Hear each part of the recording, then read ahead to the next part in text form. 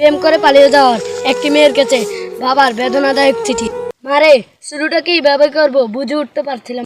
যেদিন তোর মায়ের অস্তিত্ব ছেড়ে বনিষ্ঠ হয়েছিলি, যেদিন থেকে তোকে মা ডাকা শুরু করলো, সেদিন থেকে মা হারানোর ব্যথাটাই ভুলে গেলাম। তোর মা তোকে কখনো মা ছাড়া অন্য কোনো নামে ডাকি। বিদ্যালয়ে প্রথম দিন শিক্ষক তোর নাম জিজ্ঞেস করেছিলেন। তোকে মা ডাকতে ডাকতে তোর নামটাই ভুলে গেছিল। তোর নাম বলতে পারিনি দেখে সবাই আমাকে নিয়ে মজা করেছিল। তাই চিঠির উপরে তোর নামের জায়গায় মা লিখেছিলাম। হঠাৎ করে তুই এভাবেই চলে যাবে আমি বুঝতে পারিনি। ছেলেটা ব্যাগ হাতে যখন বাইরে তোর জন্য অপেক্ষা করছি, তুই যখন দরজা খুলে বাইরে বের হয়ে আসবি, আমি তখন রবের কাছে প্রার্থনা করছিলাম আর ভাবছিলাম যে আর কতটা ভালোবাসলে তুই আমাকে ছেড়ে যাবি না। আর অপর দিকে বসে তুই ভাবছিলি আজ যদি বেরোতে না পারি ছেলেটার কাছে ছোট হয়ে যাবি। আর আমি ভাবছিলাম তুই চলে গেলে সমস্ত বাবা জাতির কাছে কিভাবে আমি মুখ দেখাবো। জানি মা, তুই তোর 3 বছর ভালোবাসা খুঁজে পেয়েছি, কিন্তু আমার জীবন থেকে 20 বছর ভালোবাসা হারিয়ে গিয়েছিল।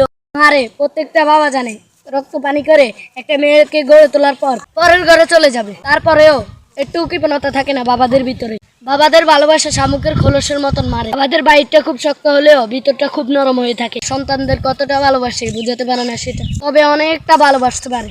জানি মা, আমার লেখাগুলো পড়ে তোর অনেক খারাপ লাগতে পারে। কি করবো বল, তোরা তো যৌবনে পা রাখার পর তোরা বাস্তবতা না চিন্তা করে প্রেম করি। কিন্তু যেদিন জানতে পারলাম তোর মায়ের গর্ভে তুই অবস্থান করছিস, কিন্তু সেদিন বুঝতে পারিনি তুই পর্শ হবি না কালো হবি, বুবা হবি না কানা হবি। কিছুর অপেক্ষা না করে তোর প্রেমে পড়েছিলাম, তাই এত কিছু লিখলাম।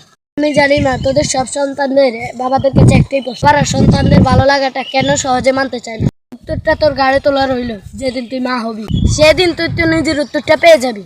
তোরা যখন একটা ছেলের হাত ধরে পালিয়ে যাস, তখন ওই ছেলেটা ছাড়া অন্য কারো প্রয়োজন মনে করিস না, কিন্তু বাবা বুঝে তার জীবনে তার মেয়েটা তার জীবনে কতটা প্রয়োজন।